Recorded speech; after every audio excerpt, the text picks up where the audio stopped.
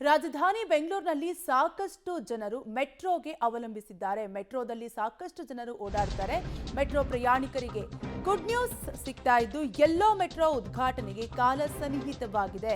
ಲಕ್ಷಾಂತರ ಜನ ಐಟಿ-ಬಿಟಿ ಉದ್ಯೋಗಿಗಳ ಕನಸಿನ ಯೋಜನೆ ಇದಾಗಿದ್ದು ಆರ್ವಿ ರಸ್ತೆಯ ಮೆಟ್ರೋ ನಿಲ್ದಾಣದಲ್ಲಿ ಪರಿಶೀಲನೆಯನ್ನ ಮಾಡಲಾಗಿದೆ.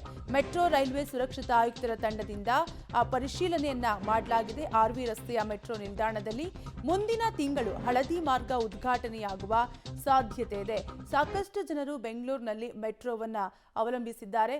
ಪೀಕ್ ಅವರ್ಸ್ ನಲ್ಲಂತೂ ಸಾಕಷ್ಟು ಜನರು ಮೆಟ್ರೋದಲ್ಲೇ ಓಡಾಡ್ತಾ ಇರ್ತಾರೆ. ಸೊ ಈಗ ಮೆಟ್ರೋ ಪ್ರಯಾಣಿಕರಿಗೆ ಒಂದು ರೀತಿ ಗುಡ್ ನ್ಯೂಸ್ ಸಿಕ್ಕಿದ್ದು ಎಲ್ಲೋ ಮೆಟ್ರೋ ಉದ್ಘಾಟನೆಗೆ ಕಾಲ ಸನ್ನಿಹಿತವಾಗಿದ್ದು ಲಕ್ಷಾಂತರ ಜನ ಐಟಿ-ಬಿಟಿ ಉದ್ಯೋಗಿಗಳ ಕನಸಿನ ಯೋಜನೆ ಇದಾಗಿದ್ದು ಆರ್ವಿ ರಸ್ತೆಯ ಮೆಟ್ರೋ ನಿಲ್ದಾಣದಲ್ಲಿ ಈಗಾಗಲೇ ಪರಿಶೀಲನೆಯನ್ನ ನಡೆಸಲಾಗಿದೆ. ರೈಲ್ವೆ ಮೆಟ್ರೋ ಸುರಕ್ಷತಾ ಆಯುಕ್ತರ ತಂಡದಿಂದ ಪರಿಶೀಲನೆಯನ್ನ ನಡೆಸಲಾಗಿದೆ. ಮುಂದಿನ ತಿಂಗಳು ಹಳದಿ ಮಾರ್ಗ ಉದ್ಘಾಟನೆಯಾಗುವ ಸಾಧ್ಯತೆ ಇದೆ.